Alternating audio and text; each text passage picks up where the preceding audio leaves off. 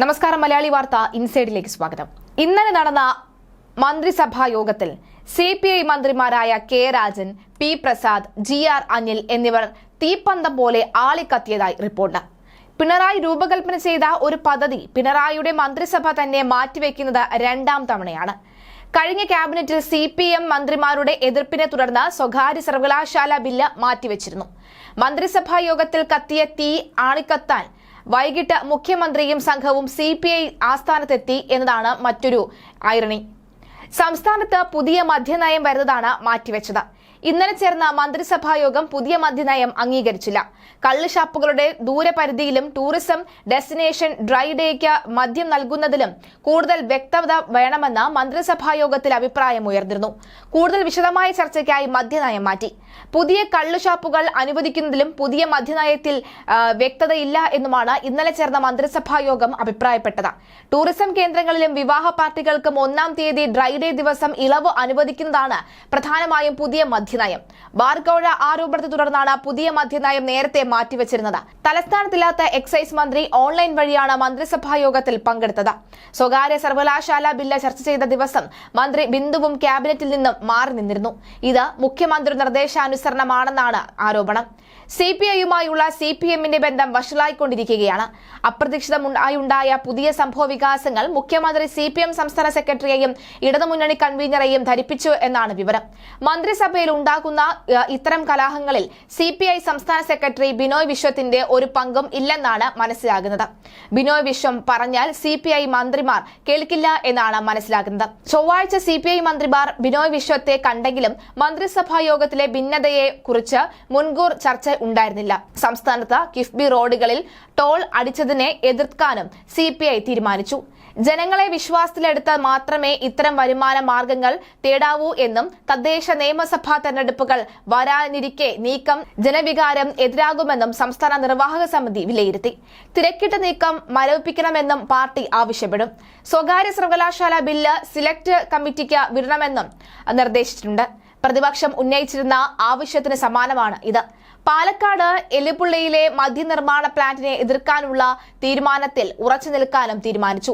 ഇടതുമുന്നണി യോഗം CPI ആസ്ഥാനമായ MN സ്മാരകത്തിൽ ചേരാനിരിക്കെയാണ് സുപ്രധാന വിഷയങ്ങളിൽ പാർട്ടി ഭിന്ന നിലപാട് സ്വീകരിച്ചിരിക്കുന്നത്. കേന്ദ്രം ഞെരുക്കുന്നതും കിഫ്ബി വായ്പകളെ കടത്തിന്റെ പരിധിയിൽ ഉൾപ്പെടുത്തുന്നതും കണക്കിലെടുത്താണ് ടോൾ നീക്കമെന്നും മന്ത്രിമാർ വിശദീകരിച്ചു.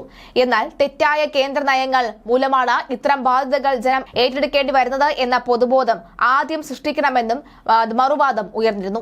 അല്ലാതെ തിരക്കിട്ട് തീരുമാനിച്ച നാളെ മുതൽ ജനം ടോൾ അടയ്ക്കണമെന്ന് പറഞ്ഞാൽ അംഗീകരിക്കാനാകില്ല. സ്വകാര്യ സർവകലാശാല ബില്ല് തിരക്കിട്ട് പാസാക്കുന്നതിനെയും പാർട്ടി അനുകൂലിക്കുന്നില്ല. സംവരണവും ഫീസും സംബന്ധിച്ച ഒട്ടേറെ സംശയങ്ങൾ യോഗത്തിൽ ഉന്നയിക്കപ്പെട്ടു. നിയമസഭയുടെ സിലക്ട് കമ്മിറ്റി ഇക്കാര്യം ചർച്ച ചെയ്യണം. അക്കാദമി വിദ്യാർത്ഥി സമൂഹത്തിലെ വിശദ ചർച്ചയിലൂടെ ബില്ല് സമ്പുഷ്ടീകരിക്കണം. LDFിലെ മറ്റ് ഘടകകക്ഷികളും ബില്ലിനെ വിലയിരുത്തണമെന്ന് CPI ആവശ്യപ്പെടുന്നു. മാർച്ച് 3 നിയമസഭയിൽ ബില്ല് അവതരിപ്പിക്കാനിരിക്കെയാണ് CPIയുടെ നിലപാട് ഘടിപ്പിക്കൽ. ടോൾ, സ്വകാര്യ സർവകലാശാല, മദ്യനിർമ്മാണ പ്ലാന്റ് വിഷയങ്ങളിൽ സർക്കാരും CPMും കാട്ടുന്ന ഈ തിടുക്കത്തിനെതിരെ CPI നിർവാഹക സമിതിയിൽ വിമർശനം ഉയർന്നിരുന്നു. കിഫ്ബി റോഡുകളിൽ ടോൾ ഈടാക്കണമെന്ന നിർദ്ദേശവുമായി മുന്നോട്ടു പോകണമെന്ന് മുഖ്യമന്ത്രിയും ധനമന്ത്രിയും നിയമസഭയിൽ പ്രഖ്യാപിച്ചതിന് പിന്നാലെയാണ് CPI മറിച്ചുള്ള നിലപാട് സ്വീകരിക്കുന്നത്. CPI മന്ത്രിമാർ മന്ത്രിസഭാ യോഗത്തിൽ എതിർപ്പ് പ്രകടിപ്പിക്കുന്നതിന് മുൻപ് തന്നെ അക്കാര്യം ദൃശ്യമാധ്യമങ്ങൾക്ക് ചോർന്നു കിട്ടിയത് CPMനെ അത്ഭുതപ്പെടുത്തുന്നു. ഇത്തരം ചർച്ചകൾ CPIയിൽ നിന്ന് തന്നെയാണെന്നാണ് CPM സംശയിക്കുന്നത്. CPI-CPM ബന്ധം വഷളാകുന്നത് CPIയുടെ കോൺഗ്രസ് ചായ്വിന്റെ ഭാഗമാണെന്ന സംശയം CPMനുണ്ട്. ഇടതുമുന്നണിയിൽ CPIക്ക് വേണ്ടത്ര പ്രാധാന്യം കിട്ടുന്നില്ല എന്ന പരാതി CPIക്ക് മുമ്പേയുണ്ട്.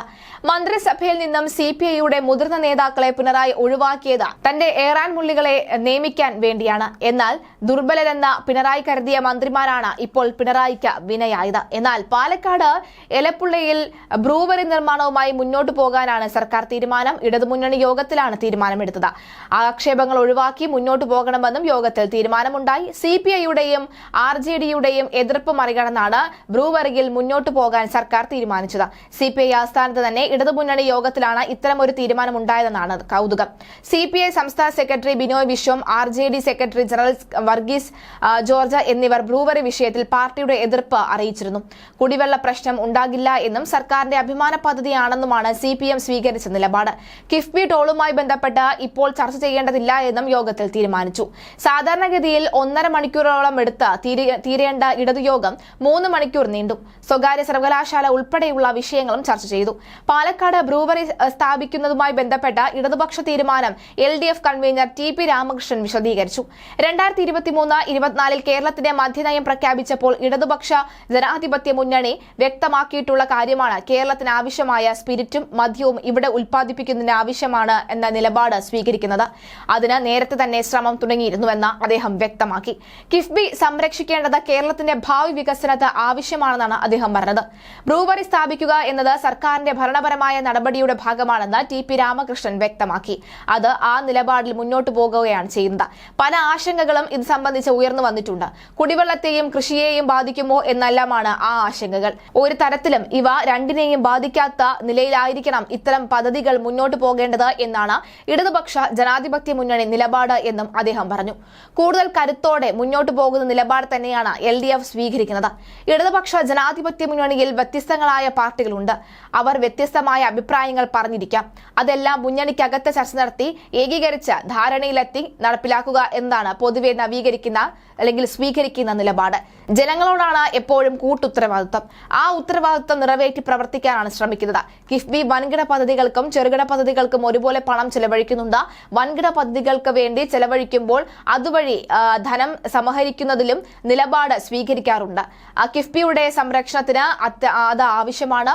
ടോളുമായി ബന്ധപ്പെട്ട ഇപ്പോൾ തീരുമാനം എടുത്തിട്ടില്ല. പരിഗണനയിലുള്ള വിഷയമാണെങ്കിലും സർക്കാരും ഇക്കാര്യത്തിൽ തീരുമാനമെടുത്തിട്ടില്ല. സർക്കാർ എല്ലാ വശവും പരിഗണിച്ച് തീരുമാനമെടുത്ത ശേഷം ആ കാര്യങ്ങളെക്കുറിച്ച് അഭിപ്രായം പറയാൻ കഴിയുള്ളൂ എന്നടക്കമുള്ള കാര്യങ്ങളും കഴിഞ്ഞ ദിവസത്തെ മന്ത്രിസഭാ യോഗത്തിൽ വ്യക്തമായിരുന്നു. എന്തായാലും മന്ത്രിസഭയ്ക്കകത്ത് തന്നെ മുഖ്യമന്ത്രി പിണറായി വിജയനെ നീക്കാനുള്ള ശ്രമങ്ങളിൽ മുഖ്യമന്ത്രി പിണറായി വിജയനെ എതിർക്കാനുള്ള ശബ്ദം ഉയർന്നു വന്നത് തന്നെ വലിയ കാര്യം. എന്തായാലും CPI ആസ്ഥാനത്ത് മുഖ്യമന്ത്രി ഉൾപ്പെടെയുള്ളവർ എത്തിയെങ്കിലും CPIയുടെ എതിർപ്പ് അവസാനിക്കുകയില്ല എന്നതാണ് ഇടതുമുന്നണി യോഗത്തിലെ പ്രതികരണത്തിൽ നിന്നും മനസ്സിലാക്കാൻ കഴിയുന്നത്. അതായത് വരാൻ പോകുന്നത് കലാപത്തിന്റെ വേനലാണ്. തദ്ദേശ സ്വയംഭരണ തെരഞ്ഞെടുപ്പിന് സംസ്ഥാനം 13 നിൽക്കവേ ഇത്തരം വിവാദങ്ങൾ മുന്നണിയെ സഹായിക്കില്ല എന്ന് ഉറപ്പായി കഴിഞ്ഞു. CPIയുടെ എതിർപ്പ് മറികടന്ന് സർക്കാരും CPM നീങ്ങിയാൽ ഭാവി അനിശ്ചിതത്തിലാകുമെന്ന കാര്യത്തിൽ സംശയമില്ല.